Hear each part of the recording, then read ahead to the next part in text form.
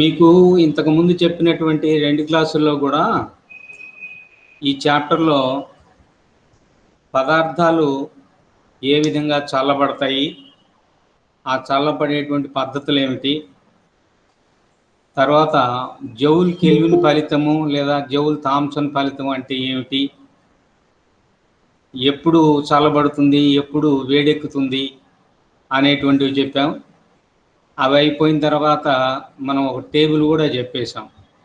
ఏమి టేబుల్ అంటే joule expansion లేదా జౌల్ వ్యాకోచము, అడియాబాటిక్ ఎక్స్పాన్షన్ లేదా స్థిరోష్ణక వ్యాకోచము, ఇంకోటి ఏమిటంటే జౌల్ కెల్విన్ వ్యాకోచము లేదా జౌల్ కెల్విన్ ఎక్స్పాన్షన్ అనేటువంటి వాటి గురించి మీకు గత 2 క్లాసుల్లో చెప్పాను ఈ చాప్టర్కి సంబంధించినంత వరకు. ఇప్పుడు ఇంతకుముందు చెప్పిన దాంట్లో ఎప్పుడు వేడెక్కుతుంది, ఎప్పుడు చల్లబడుతుంది అంటే హీటింగ్ ఎఫెక్టా లేదా కూలింగ్ ఎఫెక్టా అనేటువంటి విషయాల గురించి చెప్పాం. కానీ ఎంత టెంపరేచర్ పెరుగుతుంది లేదా ఎంత టెంపరేచర్ తగ్గుతుంది అనేటువంటి విషయం మాత్రం మనం మాట్లాడుకోలేదు.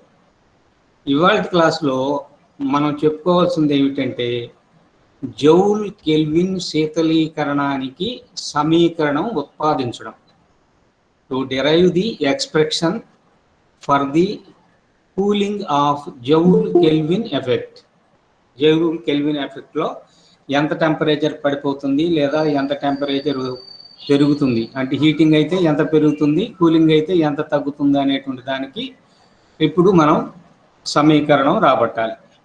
సమీకరణం రాబట్టేటప్పుడు కూడాను మామూలుగా ఎక్స్పెరిమెంట్కి మనం ఇంతకుముందు ఏం చెప్పామో అవన్నీ కూడా ఇక్కడ మళ్ళీ చెప్పాల్సిందే.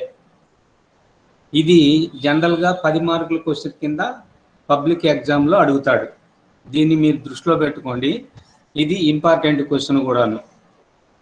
తర్వాత మీకు ఆల్రెడీ చెప్పింది ఇదిగోండి, ఇక్కడ పీక్యూ అనేటువంటి ఒక స్తూపాకారపు పాత్ర సిలిండ్రికల్ వెజల్ తీసుకుంటున్నాం. This cylindrical vessel is divided into 2 parts by porous plug.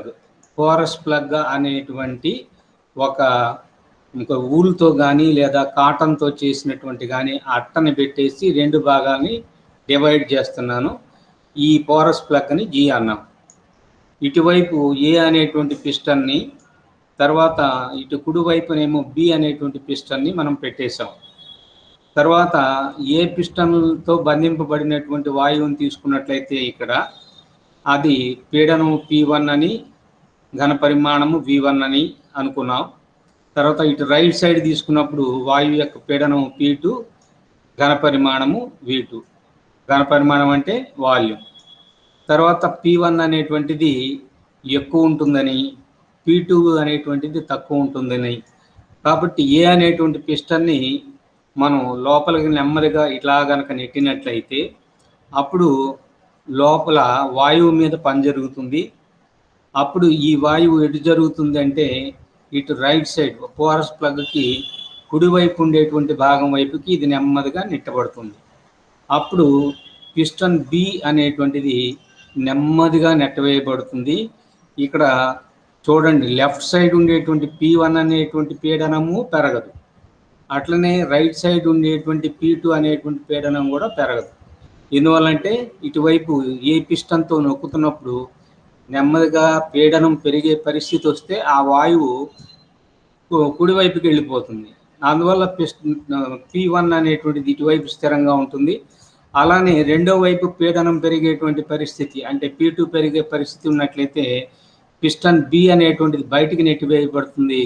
అందువల్ల ఈ P2 అనేటువంటి పీడనం కూడా కాన్స్టెంట్ ఉంది. కాబట్టి the gas is transferred from higher constant pressure P1 region to lower constant pressure region P2. అలాగా మూవ్ అవుతుంది. అంతవరకు మనకు తెలిసిందే కదమ్మా.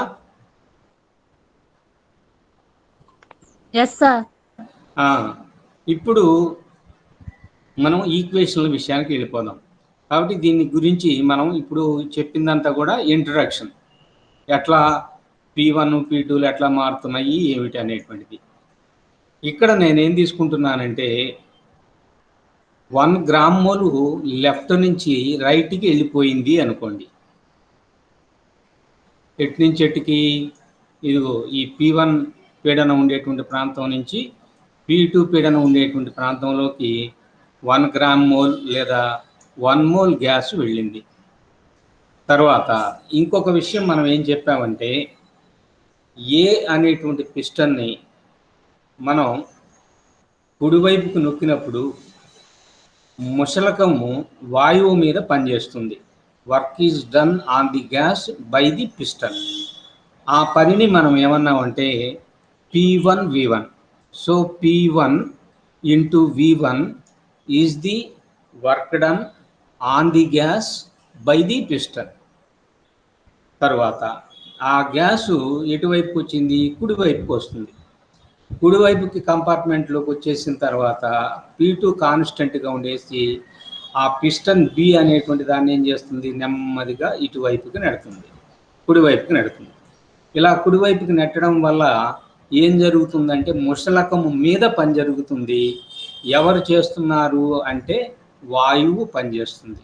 కాబట్టి on the right side compartment the work is done by the gas on the piston. కాబట్టి వాయువు చేసింది. ఈ పైనేమో వాయువు మీద పని జరిగింది, ఈ కిందదేమో వాయువు చేసినటువంటి పని. ఇప్పుడు ఏం చేస్తామంటే what is the resultant work done by the gas. ఇప్పుడు మనం తీసుకున్నటువంటి గ్యాసు ఫలితంగా ఎంత పని చేసింది అంటే చేసినటువంటి పని యొక్క ఫలితం అంటే దాని మీద కొంత కూడా జరిగింది కదా. అప్పుడు ఇది ఎంత చేసింది అనేటువంటిది కావాలంటే ఏం చేయాల్సి వస్తుంది? ఇది చేసిన పనిలో నుంచి దీని మీద జరిగినటువంటి పనిని తీసేయాలి. కాబట్టి బాహ్యంగా వాయువు చేసినటువంటి పని ఎంత అనే విషయానికి కనుక వస్తే దీన్ని నేను బాహ్య కర్మ అని కూడా అంటాను. ఆ బాహ్య కర్మ ఎంత అంటే P2 V2లో నుంచి P1 V1 తీసేయాలి. ఈ తీసేయగా వచ్చినటువంటిది ఏది ఉంటుందో అది వాయువు చేసినటువంటి ఫలిత పని, resultant work done by the gas. తర్వాత అమ్మ మీకు ఆదర్శ వాయు సమీకరణం తెలుసా? ఐడియల్ గ్యాస్ ఈక్వేషన్ ఏమా చెప్పండి, తెలుసా లేదా? హలో, ఆదర్శ వాయు సమీకరణం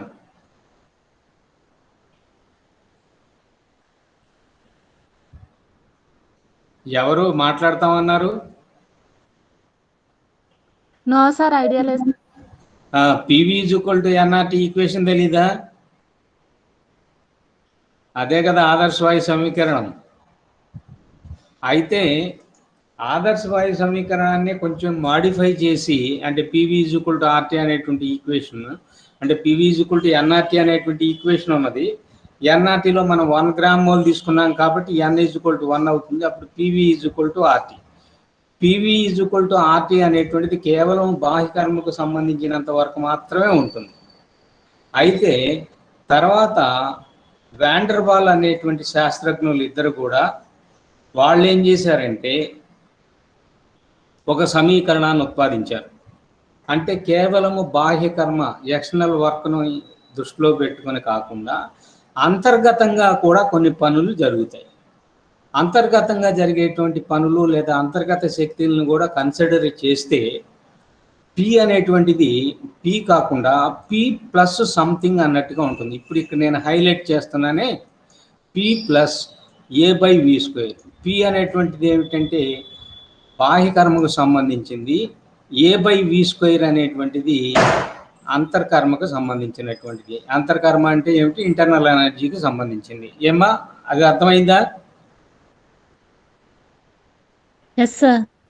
ఇప్పుడు ఈ రెండింటినీ మనం కలుపుతున్నామంటే Pకి ఏ ప్రమాణాలు అయితే ఉంటాయో అంటే ఏ భౌతిక రాశి అయితే అవుతుందో A/V² అనేటువంటిది కూడా అదే భౌతిక రాశికి సంబంధించింది.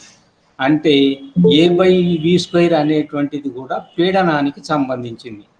అంటే ఏవైనా రెండు భౌతిక రాశులను మనం కలుపుతున్నాము లేదా తీసేస్తున్నాము అంటే అవి ఒకే జాతికి సంబంధించినటువంటి ఫిజికల్ క్వాంటిటీస్ అయినప్పుడు మాత్రమే కలపడం కానీ లేదా తీసేయడం కానీ చేస్తాం. అంతేగాని ఇప్పుడు 5 రూపాయలని 4 మామిడికాయలని ఈ రెండింటిని కలపమంటే 9 అని చెప్పలేంగా ఏమ్మా. కాబట్టి మామిడికాయలకి మామిడికాయలనే కలపాలి, రూపాయలకి రూపాయలనే కలపాలి. కాబట్టి ఇక్కడ నేను పీకి ఒక భౌతిక రాశిని కలుపుతున్నానంటే నేను కలిపేటువంటి భౌతిక రాశి కూడా ఏ భౌతిక రాశి అయి ఉండాలి? పీకి సంబంధించిందే ఉండాలి. కాబట్టి బాహ్య కర్మకు సంబంధించినటువంటి పీడనమేమో పి, తర్వాత అంతర్గత శక్తికి సంబంధించినటువంటి పీడనమేమో A/V². ఏ అనేటువంటిది ఏమిటంటే ఒక స్థిరాంకము, వి అనేటువంటిది ఏమిటంటే ఘన పరిమాణం. కాబట్టి పీకి కొంత కలిపాం, అప్పుడు అదేమైంది P + A/V². అది పీకి బదులుగా వచ్చింది. తర్వాత V - B, ఇక్కడ B అనేటువంటిది కూడా సమ్ కాన్స్టెంట్. అయితే ఈ కాన్స్టెంట్ అయినా కూడా విలోంచి తీసేసేటువంటి కాన్స్టెంట్ కాబట్టి వికి ప్రమాణం ఏదైతే ఉంటుందో బికి కూడా ప్రమాణం అదే ఉంటుంది. అంటే ఈ బి అనేటువంటిది కూడా దేనికి సంబంధించినటువంటి భౌతిక రాశి? ఘనపరిమాణానికి సంబంధించినటువంటి భౌతిక రాశి. అప్పుడు పికి బదులుగా P + A/V², వికి బదులుగా V - B, అంటే P × V = RTని ఎట్లా రాస్తున్నామో వాన్ డెర్ వాల్ సమీకరణంలో ఎట్లా రాస్తున్నామంటే P + A/V² × V - B = RT. దీన్ని మనం ఏమంటున్నాము అంటే వాన్ డెర్ వాల్ సమీకరణం. ఏమా గుర్తుంటుందా వాన్ డెర్ వాల్ సమీకరణం? ఎస్ సార్, గుర్తుంటుంది sir. P + A/V² × V - B = RT. కాబట్టి ఇక్కడ P, Vలు అనేటువంటివి ఏమో బాహ్య కర్మకు సంబంధించినటువంటివి, A/V² అనేటువంటిది కానీ తర్వాత B అనేటువంటిది కానీ అంతర్గత శక్తి లేదా ఇంటర్నల్ ఎనర్జీకి సంబంధించినటువంటి విలువలు అన్నమాట. ఇదేమో పీడనానికి సంబంధించిన విలువ, తర్వాత B అనేటువంటిది దేనికి సంబంధించింది అంటే ఘన పరిమాణానికి సంబంధించింది. ఇప్పుడు మనం వాయువు చేసినటువంటి పని W1 = P2V2 - P1V1 అనేటువంటిది కేవలం దేనికి సంబంధించింది? బాహ్య కర్మకు సంబంధించింది. దీంట్లో A/V² కానీ తర్వాత B అనేటువంటివి కానీ రాలేదు. కాబట్టి బాహ్య కర్మకు అదనంగా కొంత అంతర్గత పని కూడా జరుగుతుంది. ఇది ఎందుకు జరుగుతుంది అని అంటే చూడండి, పని చేస్తుంది అంటే ముసలకాన్ని B అనేటువంటి ముసలకాన్ని అవతలకు నెడుతుంది. B అనేటువంటి ముసలకాన్ని అవతలకు కనుక నెడుతున్నట్లయితే అప్పుడు ఏమవుతుందో తెలుసా? అణువుల మధ్య దూరం పెరుగుతుంది. అణువుల మధ్య దూరం పెరుగుతూ జనరల్గా అణువుల మధ్య ఏముంటుంది? ఆకర్షణ ఉంటుంది. ఆకర్షణ ఉన్నప్పుడు దగ్గరికి రావాలి కానీ దూరంగా వెళుతున్నాయి కదా. అంటే దూరంగా వెళుతున్నప్పుడు అణువుల మధ్య ఉండేటువంటి ఆకర్షణ బలానికి, ఫోర్స్ ఆఫ్ అట్రాక్షన్కి ఆపోజిట్ డైరెక్షన్లో అంటే వ్యతిరేకంగా వాటి మధ్య దూరం పెంచడానికి గాను కొంత పని చేయవలసి ఉన్నది. దీన్ని అంతర్గత శక్తికి సంబంధించినటువంటి పనిగా మనం చూడాల్సి వస్తుంది. ఈ పనిని నేనేమంటానంటే W2 అంటాను. కాబట్టి W1 అనేటువంటిది బాహ్య కర్మకు సంబంధించినటువంటిది, W2 అనేటువంటిది ఏమిటంటే అంతర్గత శక్తి లేదా అంతర్గతంగా జరిగినటువంటి పనికి సంబంధించినటువంటిది. దీన్ని దృష్టిలో పెట్టుకొని మామూలుగా మనం పనికి ఏ సమీకరణం వేస్తాము? PdV అనే సమీకరణం వేస్తాం, అంతే కదా. PdV అనేటువంటిది బాహ్య కర్మకి మనం ఇచ్చినటువంటి సమీకరణం. కానీ ఇక్కడికి Pకి బదులుగా P అంటే బాహ్య కర్మకు సంబంధించింది, అయితే అంతర్గత శక్తికి సంబంధించింది కనుక తీసుకున్నట్లయితే Pకి బదులుగా నేనేం తీసుకుంటాను? A/V² తీసుకుంటాను. చూడండి, కాబట్టి A/V² అనేటువంటిది ఏమో Pకి సంబంధించి ఇంటూ dV, దీన్ని సమ్ dW అనుకోండి. ఇప్పుడు ఘన పరిమాణం ఎక్కడి నుంచి ఎక్కడ వరకు పెరిగిందంటే తొలి ఘన పరిమాణం ఎడమవైపు ఉన్నప్పుడు ఆ వాయువు తీసుకున్న ఘన పరిమాణం V1, అది కుడి చేతి వైపు కనుక వెళ్ళేటప్పటికి దాని ఘన పరిమాణం ఏమైపోయింది? V2 అయిపోయింది. కాబట్టి ఇక్కడ నేను మొత్తము జరిగిన పని లేదా మొత్తం అంతర్గతంగా జరిగినటువంటి పనిని నేను W2 అనుకున్నట్లయితే అప్పుడు ఈ A/V² × dV అనేటువంటి దాన్ని ఇంటిగ్రేట్ చేయాలి. ఇంటిగ్రేట్ చేయడానికి లిమిట్స్ ఏమిటంటే లోయర్ లిమిట్ ఏమో తొలి ఘన పరిమాణం V1, అప్పర్ లిమిట్ ఏమవుతుంది V2 తుది ఘన పరిమాణం. కాబట్టి ఇప్పుడు మనకి W2 అనేటువంటిది వచ్చేసేటప్పటికి డబ్ల్యూటీకి నాకు వచ్చినటువంటి ఈక్వేషన్ ఏమిటంటే ఇంటిగ్రల్ v1 టు v2 దేన్ని ఇంటిగ్రేట్ చేస్తున్నాము a/v² ఇంటూ డివి అనేటువంటి ఇదిగో ఈ ముక్కని మనం ఇంటిగ్రేట్ చేస్తున్నాం. ఇంటిగ్రేట్ చేస్తే ఇక్కడ చూడండి 1/x² ని ఇంటిగ్రేట్ చేస్తే ఎంత వస్తుందమ్మా చెప్పగలరా? 1/x² ని 1/x² లేకపోతే dx/x² ని ఇంటిగ్రేట్ చేస్తే ఎంత వస్తుంది? ఐడియా ఉన్నది? ఇంటిగ్రేషన్ వచ్చిందా ఎక్కడన్నా మీకు మ్యాథ్స్లో? ఎస్ సార్ వచ్చింది. 1/xకి ఇంటిగ్రల్ ఏంటి? log x. 1/x²కి -1/x -1/x. కాబట్టి ఇదిగో ఏని నేను బయటికి లాగాను అనుకోండి, 1/v² ఇంటిగ్రేట్ చేస్తే -1/v. అప్పుడు అప్పర్ లిమిట్ అప్లై చేస్తే -1/v2 -1/v1 అంటే +1/v1. మళ్ళీ ఏని కనుక లోపలికి తీసుకొస్తే ఏమొస్తుంది? a/v1 a/v2. ఓకేనా? అంతవరకు అర్థమైందా?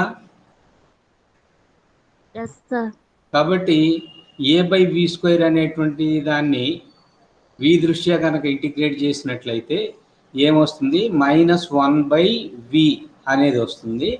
దానికి లిమిట్స్ అప్లై చేసినట్లయితే ఏమొస్తుంది? 1/v1 -1/v2. ఎట్లా న్యూమరేటర్లో మళ్ళీ ఏ ఉన్నది కాబట్టి ఏ చేత కనుక మల్టిప్లై చేసినట్లయితే a/v1 a/2. మామూలుగా అయితే ఏం రావాల్సి వస్తుంది?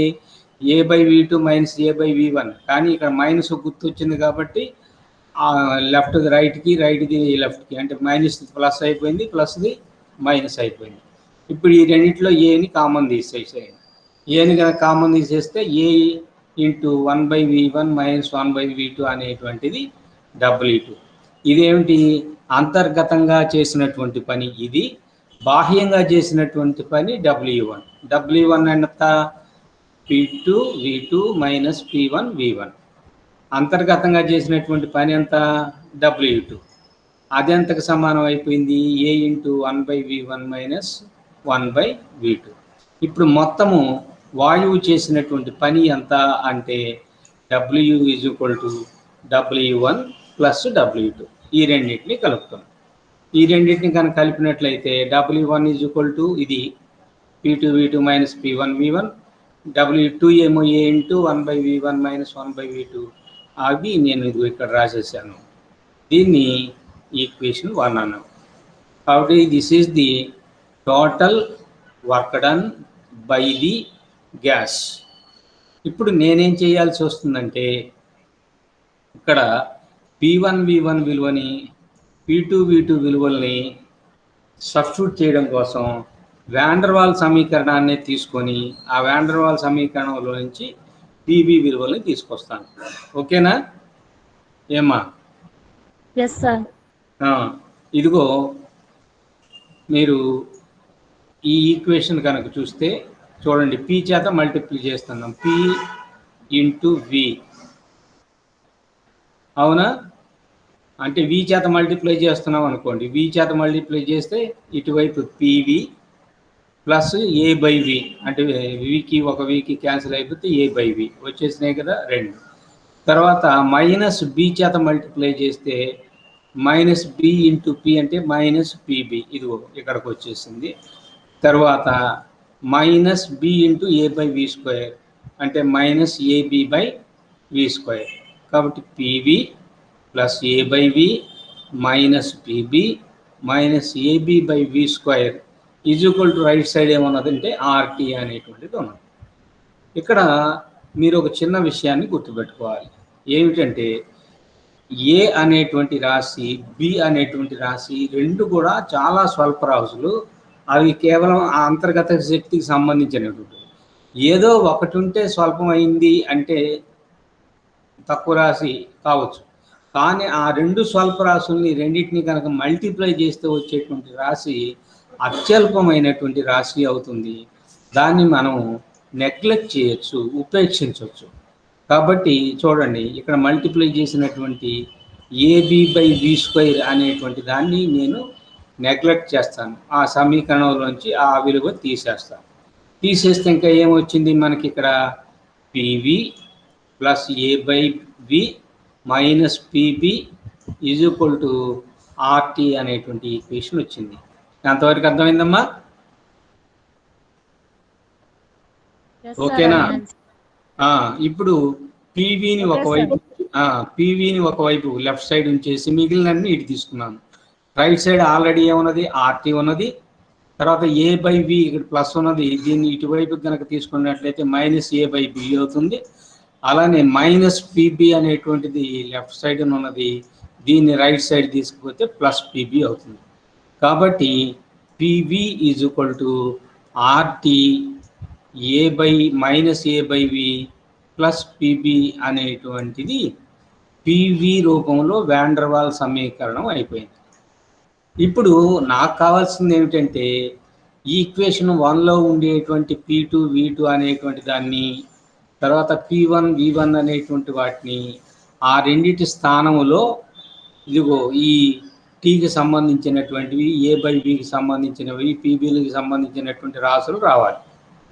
ఎందువల్ల మిగిలినంతా కూడా ఏ రూపంలోనూ V రూపంలోనూ ఉన్నది. ఇప్పుడు PVకి బదులుగా P1 V1 రాస్తాను. P1 V1 కనుక రాస్తే ఉష్ణోగ్రతలో ఏ మార్పు లేదు. చూడండి, RT మైనస్ A/Vకి బదులుగా A/V1 ప్లస్ PBకి బదులుగా P1B. అంటే Pకి బదులుగా P1 వచ్చింది, Vకి బదులుగా V1 వచ్చేసింది. కాబట్టి P1 V1 is equal to RT minus A/V1 plus P1B అనేటువంటివి వచ్చింది. ఇది ఒక ఈక్వేషన్. ఇదే రకంగా నేను P2 V2ను కూడా రాస్తాను. ఇదిగోండి P2 V2 అంటే P వచ్చిన చోట ఈ వాన్ డెర్ వాల్ సమీకరణంలో P వచ్చిన చోట ఏమో P2 రాస్తాను, V వచ్చిన చోట V2 రాస్తాను. అప్పుడు P2 V2 is equal to RT minus ఇంతకుముందు A/V1 వచ్చింది, ఇప్పుడు A/V2 వస్తుంది. తర్వాత ఇంతకుముందు P1B వచ్చింది, ఇప్పుడేమో P2B వస్తుంది. కాబట్టి P2 V2 is equal to RT minus A/V2 plus P2B అనేటువంటి ఈక్వేషన్ వచ్చేసింది. ఇప్పుడు ఈ P1 V1 అనేటువంటి సమీకరణాన్ని, P2 V2 అనే సమీకరణాన్ని నేను దేంట్లో తీసుకెళ్ళి రాయాల్సి వస్తుందంటే ఈక్వేషన్ 1లోకి తీసుకెళ్ళి రాయాలి. అవునా? అంటే ముందు P2 V2 minus P1 V1 ఎంత అవుతుందో చూద్దాం. ఇదిగో చూడండి, ఇక్కడ చిన్న ప్రింటింగ్ మిస్టేక్ పడింది. P2 V2 ఇది ఓకేనా ఏమ్మా? P2 V2 minus P1 V1. ఇదిగోండి P2 V2 అంటే ఇది. దీంట్లో నుంచి ఇదిగో ఇది తీసేస్తున్నాను. ఇది తీసేస్తే RT మైనస్ RT ఇవి ఒకదానికొకటి క్యాన్సిల్ అయిపోతాయి. తర్వాత ఇదిగో మైనస్ A/V2లో నుంచి మైనస్ A/V1 అనేటువంటిది కనుక తీసేసే పని అయితే అప్పుడు ఈ మైనస్ ఆఫ్ మైనస్ ప్లస్ అవుతుంది. ఈ రెండిట్లో ఏని కామన్ ఇస్తాను, అప్పుడు ఏని బయటికి తీసుకొస్తే అప్పుడు ప్లస్ 1/V1 మైనస్ 1/V2 అనేటువంటిది వచ్చింది. ఓకేనా? తర్వాత ఈ రెండిట్లో ఏం చేస్తున్నానంటే B అనేటువంటిది కాకుండా మైనస్ Bని కామన్ తీస్తున్నాను. ఎందుకు తీస్తున్నాను అనే విషయం కూడా చెప్తాను. Bని కనుక తీసేస్తే ఇదిగో చూడండి, దీంట్లో నుంచి అది తీసేస్తే B into P2 minus P1 అవుతుంది. కానీ నేను మైనస్ Bని తీస్తున్నాను కాబట్టి minus B P1 minus P2 అనేటువంటిది వచ్చింది. P1 మైనస్ P2 అనేటువంటిది ఎందుకు రావాలి అంటే P1 విలువ ఎక్కువ ఉంటుంది, P2 విలువ తక్కువ ఉంటుంది. కాబట్టి ఎక్కువలో నుంచి తక్కువ తీసేసేటట్లుగా కనుక మనకు పీడనాలు ఉంటే బాగుంటుందనే ఉద్దేశంతో ఏం చేస్తున్నాను, మైనస్ Bని కామన్ తీస్తాను. మైనస్ Bని కనుక కామన్ తీసేస్తే అప్పుడు ఏమొస్తుందంటే P1 ఏమో మైనస్ వచ్చేసింది కాబట్టి ఇది తీసేటువంటి రాశి కాబట్టి మైనస్ B పోతే లోపల ఇంకా ప్లస్ P1 ఉంటుంది. తర్వాత ఇది ఎట్లా ప్లస్ఏ కాబట్టి మైనస్ బయటికి తీస్తే లోపల ఇంకొక మైనస్ పెట్టుకోవాల్సి వస్తుంది. అప్పుడు మైనస్ P2 అవుతుంది. ఏమ్మా ఇంతవరకు ఈ ఈక్వేషన్ అర్థమైనట్లేనా? ఎస్ సార్, అర్థమైంది సార్. కాబట్టి ఇప్పుడు మనం దేనికి సమీకరణం రాసాం? P2V2 minus P1V1. ఓకేనా? Okay sir. ఇప్పుడు మనం ఈ సమీకరణాన్ని, ఈ రెండవ సమీకరణాన్ని తీసుకెళ్ళి మనం ఏ సమీకరణంలో ప్రతిక్షేపించాల్సి వస్తుందంటే ఇదిగో ఈ ఒకటవ సమీకరణంలో ప్రతిక్షేపించాలి. ప్రతిక్షేపిస్తే P2V2 మైనస్ P1V1కి బదులుగా ఏం సబ్స్టిట్యూట్ చేస్తున్నాను? ఇదిగోండి, ఇది సబ్స్టిట్యూట్ చేస్తున్నాను. చేస్తే అప్పుడు total W is equal to W1 అంటే P2V2 మైనస్ P1V1. అది ఎంతకు సమానం అయిపోయింది? A into 1/V1 minus 1/V2 minus B into P1 minus P2 అది వచ్చేసింది. నెక్స్ట్ ఇంకా రెండో ముఖ్యం ఉన్నది ఇక్కడ A into 1/V1 minus 1/V2 అనేది అదనంగా ఉన్నది. ఇక్కడ మీరు గమనించినట్లయితే ఈ ఫస్ట్ టర్మ్ ఏదైతే ఉందో చివరి టర్మ్ కూడా అదే ఉన్నది. అవునా కాదా? ఏమా ఏంటి ఆ టర్మ్ ఏంటి? A into 1/V1 minus 1/V2. A into 1/V1 minus V1/V2. దీని ఏదో నేను సమ్ K అనుకుంటే ఇక్కడ K ఉన్నది, మళ్ళీ ఇక్కడ K ప్లస్ K ఉన్నది. K plus K is equal to ఎంత అవుతుంది? 2K అవుతుందా లేదా? అందువల్ల W ఈజ్ ఈక్వల్ టు దీన్ని రెట్టింపు చేసి వేసుకుంటున్నాను మళ్ళీ అదే. కాబట్టి A plus A is equal to 2A అన్నట్టుగా చూసుకున్నట్లయితే 2A into 1/V1 minus 1/V2. ఇంకా మధ్యలో మిగిలింది ఏమున్నది? Minus B into P1 minus P2. కాబట్టి total work done is equal to 2A into 1/V1 minus 1/V2 minus B into P1 minus P2 అనేటువంటిది తీసుకుంటాం. ఇప్పుడు ఇక్కడ ఒక చిన్న విషయాలు చేయాలి. ఏం విషయాన్ని చేయాలంటే V విలువ ఎంత? అవునా? అట్లనే ఆ విలువల్ని తీసుకొచ్చి నేను ప్రతిక్షేపిస్తాను. నేను ఇక్కడ ఐడియల్ గ్యాస్ ఈక్వేషన్ తీసుకుంటున్నాను. ఎందువల్ల అట్లా ఐడియల్ గ్యాస్ ఈక్వేషన్ అంటే 1/V1 తర్వాత 1/V2 అనేటువంటివి చాలా స్వల్పమైనటువంటి రాశులు కాబట్టి అక్కడ మళ్ళీ A/V² తర్వాత మళ్ళీ B అనేటువంటిది తీసుకోవాల్సినటువంటి అవసరం లేదు. అందువల్ల PV is equal to RT అనేటువంటి PV is equal to NRT అనేది ఒరిజినల్ ఈక్వేషన్. 1 గ్రామ్ మోల్ తీసుకున్నాం కాబట్టి N ఈజ్ ఈక్వల్ టు 1 అవుతుంది. అందువల్ల PV ఈజ్ ఈక్వల్ టు ఏమైపోయింది? RT అయింది. ఇప్పుడు చూడండి, ఇక్కడ V నీటి తీసుకొచ్చి R నీటి తీసుకొచ్చామనుకో, Vని రైట్ సైడ్ తీసుకొస్తే 1/V is equal to P/RT. చూడండి ఈ ఈక్వేషన్ అది వచ్చిందా లేదా? 1/V is equal to P/RT. ఓకేనా? ఇప్పుడు Pకి బదులుగా P1, Vకి బదులుగా V1, అట్నే Pకి బదులుగా P2, Vకి బదులుగా V2 కూడా సబ్స్టిట్యూట్ చేసామనుకోండి. అప్పుడు 1/V1 ఎంత అవుతుంది? చూడండి, 1/V1 is equal to P1/RT. ఇదిగో P1/RT. అదే రకంగా 1/V2 ఎంత అవుతుందంటే P2/RT అనేటువంటిది వస్తుంది.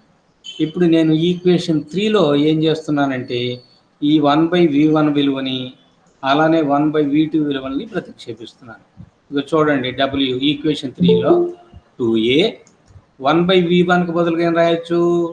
P1/RT. ఇదిగో P1/RT రాశాను. మైనస్ 1/V2కు బదులుగా మైనస్ P2/RT ఇది రాసేసాను. అవునా?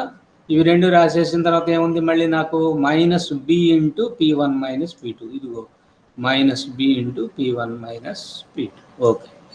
తర్వాత ఇదిగో ఇక్కడ చూడండి, ఈ ఫస్ట్ పార్ట్లో చూస్తే డినామినేటర్లో రెండిట్లో కూడా RT ఉన్నది. రెండిట్లో డినామినేటర్లో RT ఉంటే RTని నేను కామన్గా బయటకు తీస్తాను, ఉమ్మడి రాశి కాబట్టి. అప్పుడు 2A/RT అవుతుంది. ఇదిగోండి ఇక్కడ 2A/RT. ఇంకా బ్రాకెట్లో ఏం మిగిలింది? P1 minus P2. ఇది పోను ఇంకా మిగిలింది అయితే ఏముంది? Minus B into P1 minus P2.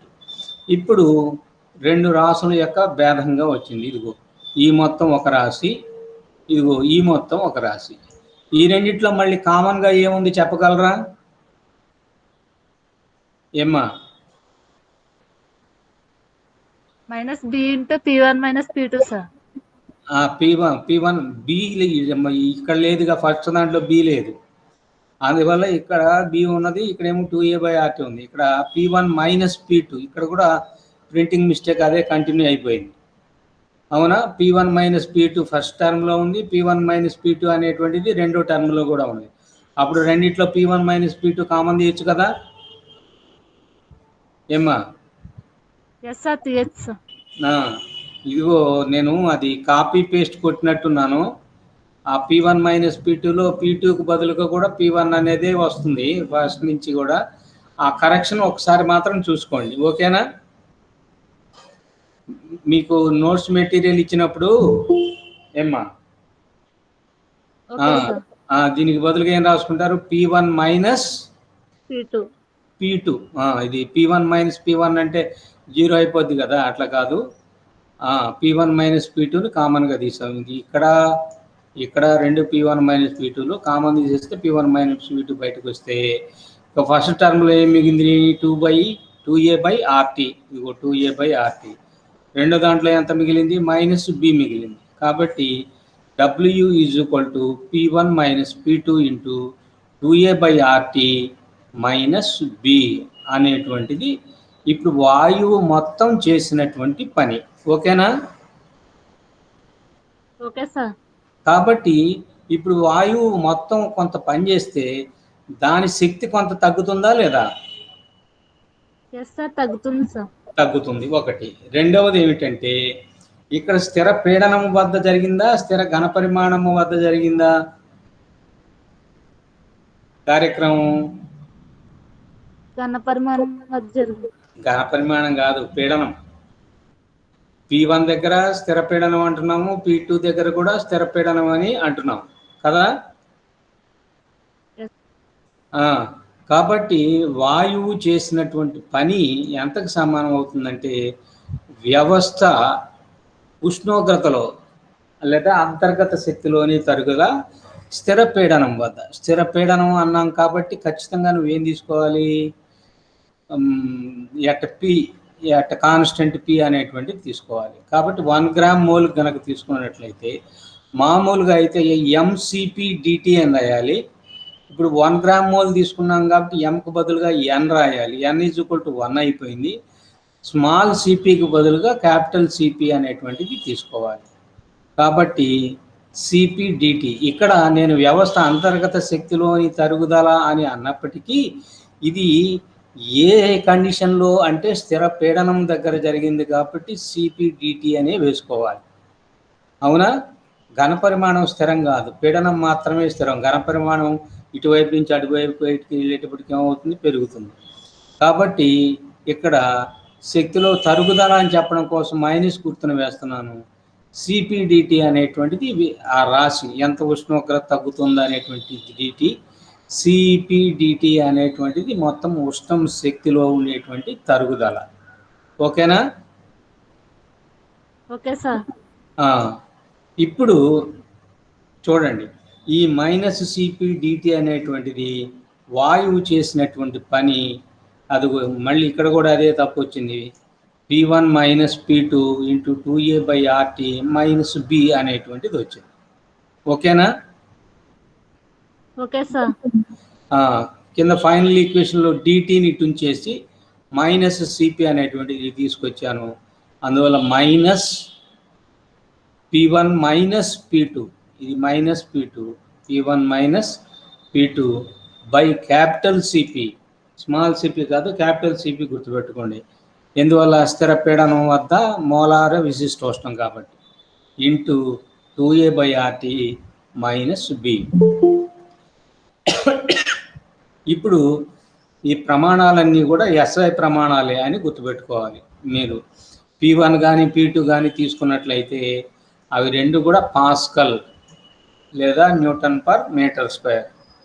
అలానే సిపి కనుక తీసుకున్నట్లయితే joule per mole per kelvin. అవునా? అట్నే AB స్థిరాంకాలు రెండింటినీ కూడా SI పద్ధతిలో వాటి విలువలనే వేసుకుంటాం. అవునా? తర్వాత DT అనేటువంటిది ఉష్ణోగ్రతలో ఉండేటువంటి భేదము ఉంది, అది కెల్విన్ మానంలోనే వేసుకోవాలి, ఓకేనా? కాబట్టి మనకు వచ్చినటువంటి ఈక్వేషను ఏ ఈక్వేషన్ వచ్చింది చెప్పండి? డిటి ఈజ్ ఈక్వల్ టు ఏమ్మా నువ్వు చెప్తావా? ఈక్వేషన్ ఏమొచ్చింది? DT equal to minus P1 minus P2 by Cp ఆ, into 2A by RT minus B. Minus P. ఇది మనకి వచ్చినటువంటి ఈక్వేషన్. ఇప్పుడు P1 P2లు మిగిలినటువంటి రాసులు ఏబీలు కానీ ఆర్టీలు కానీ సిపి కానీ ఇవన్నీ కనుక తెలిసినట్లయితే అప్పుడు ఎంత ఉష్ణోగ్రత పడిపోతుంది అనేటువంటి. ఇప్పుడు డిటి విలువ కనుక మైనస్ కనుక అయితే కూలింగ్ ఎఫెక్టు, డిటి విలువ కనుక ప్లస్ కనుక అయినట్లయితే హీటింగ్ ఎఫెక్ట్ ఉన్నట్టు తెలుస్తుంటుంది అన్నమాట. ఇప్పుడు మనం సందర్భాలు తీసుకుందాం. మీరు ఫండమెంటల్గా ఒక విషయం గుర్తుపెట్టుకోండి, P1 విలువ ఎక్కువనా కాదా? Yes, ఏమ్మా? sir. ఎక్కువ. P1 విలువ ఎక్కువ, P2 విలువ తక్కువ. కాబట్టి P1 minus P2 by CP అనేటువంటిది ఎప్పుడు కూడా ధనాత్మకమే. ఇక చూడండి, తర్వాత బ్రాకెట్లో ఉండేటువంటి రాశిని గురించి మాట్లాడతాను. ఇప్పుడు మొదటి సందర్భము లేదా కేసు 1 ఏమిటంటే, ఈ రెండో బ్రాకెట్లో ఉండేటువంటిది ఏమున్నది? 2A by RT minus B. ఓకేనా? Okay sir. ఇప్పుడు ఈ బ్రాకెట్లో ఉండేటువంటి ఈ రాశి కనుక ధనాత్మకం కనుక అయినట్లయితే మొదటి బ్రాకెట్లో ఉండేటువంటిది కూడా ఎట్లాగూ ధనాత్మకమే కాబట్టి ఓకేనా? అప్పుడు ఈ రెండిటికి ముందు రుణాత్మకం మైనస్ గుర్తు ఉన్నది కాబట్టి డిటి ఏమవుతుంది? మైనస్ అవుతుందా ప్లస్ అవుతుందా? ఏమ్మా? మైనస్ అవుతుంది. ఎందువల్లంటే ఇదిగో మొదటి బ్రాకెట్లో ఉండేటువంటిది ప్లస్ఏ, ఇదిగో ఈ మొత్తము ప్లస్ఏ. తర్వాత ఈ మొత్తాన్ని ఇప్పుడు మనం ఈ సందర్భంలో ప్లస్ అని అనుకుంటున్నాం. అప్పుడు ఇవి రెండు ప్లస్లే కాబట్టి ప్లస్ ఇంటూ ప్లస్ ప్లస్, దాని ముందు గుర్తేమున్నది? మళ్ళీ మైనస్ మైనస్ ఉంది కాబట్టి డిటి ఏ విలువ అవుతుంది? మైనస్ అవుతుంది. మైనస్ అవుతుంది. మైనస్ కనుక అయిందంటే వాయువు ఏమవుతుందని? చల్లబడుతుందని. ఎంత పడుతుంది అనేటువంటిది ఈక్వేషన్ని బట్టి క్యాలిక్యులేట్ చేసుకోవచ్చు. ఇక డిటి విలువ కనుక నెగటివ్ కనుక వచ్చేసినట్లయితే అప్పుడు వాయువు చల్లబడుతుంది. అదే సందర్భం 1లో చెప్పాము. 2A by RT minus B విలువ ధనాత్మకం అయితే అంటే పాజిటివ్ కనుక అయినట్లయితే అప్పుడు 2A బై ఆర్టీ అనేటువంటిది ఎక్కువ, బి విలువ ఏమో తక్కువ. అంతే కదా? ఇది ప్లస్ కావాలనుకున్నట్లయితే ఎక్కువలో నుంచి తక్కువ తీసేయాలి. కాబట్టి ఇదిగో ఈ మైనస్ గుర్తుకు ఉన్నట్టు ముందు ఉండేటువంటిది ఏమో ఎక్కువ, తర్వాత ఉన్నటువంటిది ఏమో తక్కువ. కాబట్టి 2A by RT is greater than B. ఇప్పుడు నేనేం చేస్తానంటే టీని రైట్ సైడ్కి తీసుకొచ్చి బిని లెఫ్ట్ సైడ్కి తీసుకొస్తాను. అప్పుడు 2A ఉన్నది 6, ఇటువైపు న్యూమరేటర్లో ఉండేటువంటి బి ఇటు వచ్చేటప్పటికి డినామినేటర్లోకి వచ్చేస్తుంది. 2A by RB is greater than T. అట్లాంటి సందర్భం కనుక ఉన్నట్లయితే డిటి విలువ ఏమవుతుంది? రుణాత్మకం అవుతుంది. కాబట్టి వాయువు ఏమవుతుంది? చల్లబడుతుంది. రెండో సందర్భంలో రివర్స్ తీసుకుందాం. రివర్స్ అంటే ఏమిటంటే ఇదిగో ఈ రెండవ బ్రాకెట్, ఈ మొదటి బ్రాకెట్లో ఎప్పుడు పాజిటివే. ఎందువల్లంటే P1 is always greater than P2. ఓకేనా? Okay sir.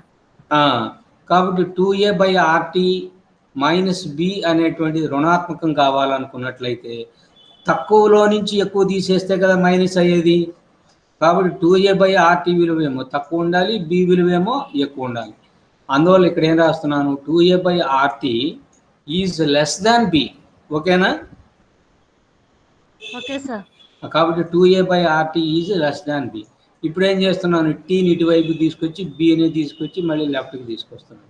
అప్పుడు 2A by RB is less than capital T. అప్పుడు డిటి ఏమవుతుంది అంటే మొదటి బ్రాకెట్లో ఉండేటువంటిది ఎప్పుడు కూడా పాజిటివ్, రెండో బ్రాకెట్లో ఉండేటువంటిది ఇప్పుడు నెగటివ్ అని చెప్పాము. ఈ నెగటివ్ అను ఇక్కడ ఒక మైనస్ గుర్తు ఉన్నది, అది నెగటివ్. ఆ రెండు నెగటివ్లు మల్టిప్లై చేస్తే అప్పుడు డిటి ఈజ్ ఈక్వల్ టు ఏమవుతుంది? ధనాత్మకం పాజిటివ్ అవుతుంది. అప్పుడు వాయువు ఏమవుతుంది? వేడెక్కుతుంది. అప్పుడు వేడెక్కుతుంది. కాబట్టి 2A బై ఆర్బి అనేటువంటిది టీ విలువ కంటే ఎక్కువ కనుక ఉన్నట్లయితే అప్పుడు వాయువు చల్లబడుతుంది. అట్లా కాకుండా 2A by RB is less than T కనుక అయినట్లయితే అప్పుడు వాయువు వేడెక్కుతుంది. ఇక మూడో సందర్భం ఎక్కువ తక్కువ కాకుండా సమానంగా ఉన్నది అనుకోండి. సమానంగా ఉంటే ఏంటి సందర్భం 3 అంటే 2a/RT - b ధనాత్మకం కాదు, రుణాత్మకం కాదు. అంటే ఏమైందని ఈక్వల్ గా ఉంది సార్, సమానం. 0 అయిపోయింది. కాబట్టి ఆ రెండు విలువలు ఏమైపోయినాయి 2a/RT = b. ఇప్పుడు మళ్ళీ bని ఇటు తీసుకురండి. 2a/RB = t అవుతుంది. అప్పుడు dt విలువ ఎంత అవుతుందంటే ఏమ్మా ఎంత? 0కు సమానం అవుతుంది. కాబట్టి ఎడం వైపు నుంచి కుడివైపుకి వాయువు వచ్చినప్పటికీ అది వేడెక్కదు మరియు చల్లబడదు. అందువల్ల ఉష్ణోగ్రతలో ఏ మార్పు ఉండదు. ఉష్ణోగ్రతలో ఏ మార్పు ఉండదు కాబట్టి జౌల్ కెల్విన్ ఫలితం ఏమైపోతుంది? శూన్యమైపోతుంది, 0 అయిపోతుంది. ఆ ఉష్ణోగ్రతను ఏమన్నా గుర్తున్నదా ఏమ్మా? విలోమన ఉష్ణోగ్రత అన్నాం. ఏ ఉష్ణోగ్రత వద్ద అయితే జౌల్ కెల్విన్ ఫలితం ఉండదో అంటే అది వాయువు వేడెక్కడం కానీ లేదా వాయువు చల్లబడడం కానీ జరగకుండా లెఫ్ట్ సైడ్ కంపార్ట్మెంట్లో ఉన్నప్పుడు ఎంత ఉందో రైట్కి వెళ్ళినప్పుడు కూడా అంతే కనుక ఉన్నట్లయితే అప్పుడు దాన్ని ఆ ఉష్ణోగ్రతను ఏమంటారంటే విలోమన ఉష్ణోగ్రత. అంటే విలోమన ఉష్ణోగ్రత వద్ద ఏం జరుగుతుందంటే చల్లబడేటువంటిది వేడి అంటే చల్లబడటం ఆగిపోయి వేడి పడటం మొదలవుతుంది, వెచ్చగావడం. అంటే కూలింగ్ ఎఫెక్ట్ పోయి హీటింగ్ ఎఫెక్ట్ వస్తుంది. ఒకవేళ తగ్గుతుంది అనుకో ఉష్ణోగ్రత పైనుంచి కిందకి, ఆ ఉష్ణోగ్రత దగ్గర హీటింగ్ ఎఫెక్ట్ నుంచి కూలింగ్ ఎఫెక్ట్గా మారుతుంది. అంటే ఆ పర్టికులర్ టెంపరేచర్ దగ్గర ఏమీ ఉండదు. టెంపరేచర్ రైజు కాదు, టెంపరేచరు ఫాలు కాదు. ఓకేనా? Okay sir. ఇక్కడ ఒక 3 రకాలైనటువంటి టెంపరేచర్ల గురించి మీకు చెప్పాలమ్మా. ఈ మూడింటిని కొంచెం అర్థమయ్యేట్టు కనుక మీకు చెప్తే ఈ 3 టెంపరేచర్లకు ఉండేటువంటి డిఫరెన్స్ని గుర్తుపెట్టుకోండి. అంటే యాక్చువల్గా ఇది అక్కడక్కడ వస్తుంటాయి కానీ మనం మూడింటిని ఒకే చోటకి తీసుకొచ్చాం. ఒకటి బాయిల్ టెంపరేచర్ లేదా బాయిల్ ఉష్ణోగ్రత. రెండవది విలోమన ఉష్ణోగ్రత లేదా ఇన్వర్షన్ టెంపరేచర్. 3 క్రిటికల్ టెంపరేచర్ లేదా సందిగ్ధ ఉష్ణోగ్రత. ఈ 3 ఉష్ణోగ్రతలు. ముందు బాయిల్ ఉష్ణోగ్రత లేదా టీబీ అన్నాం.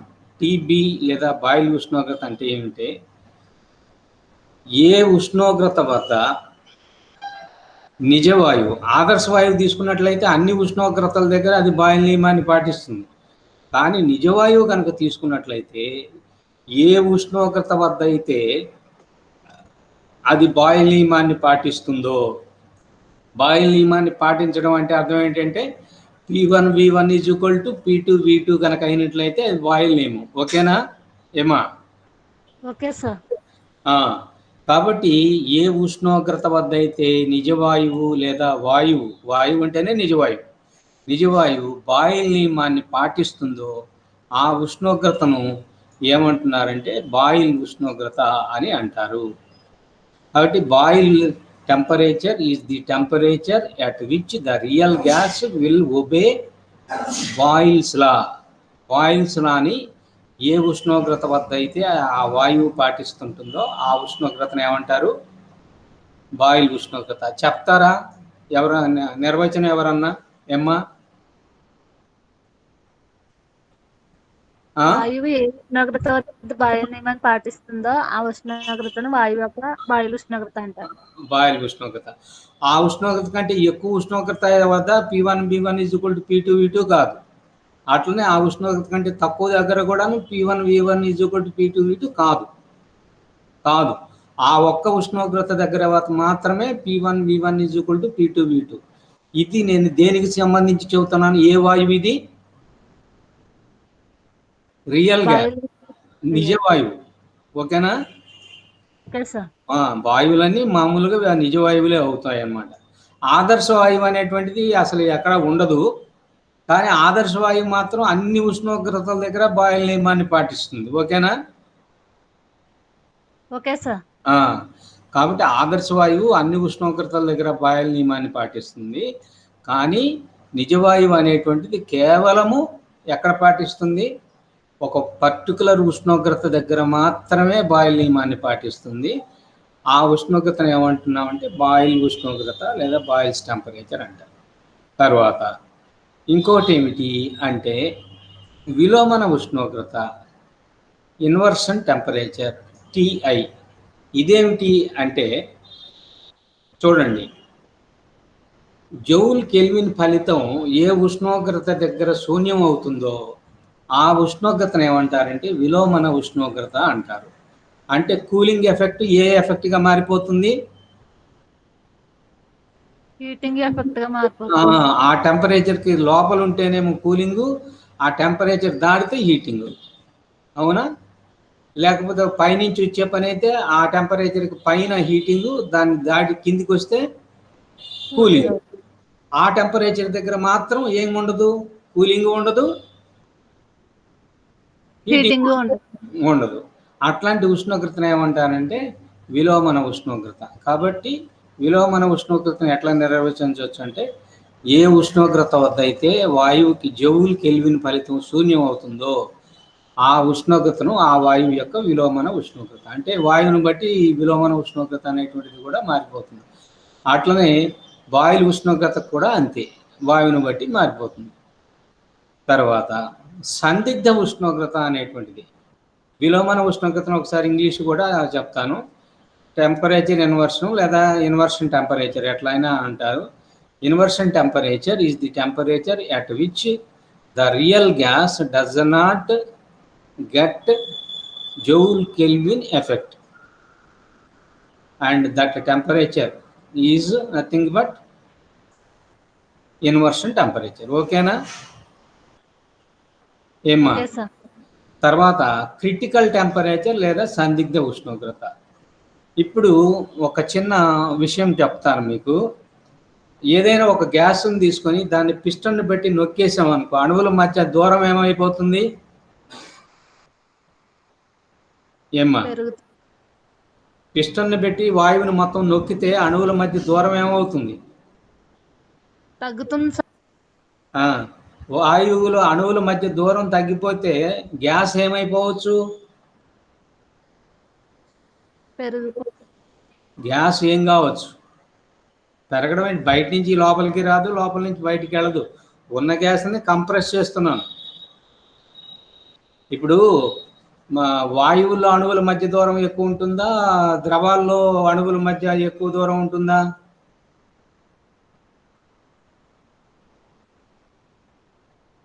ఏమా చూడండి,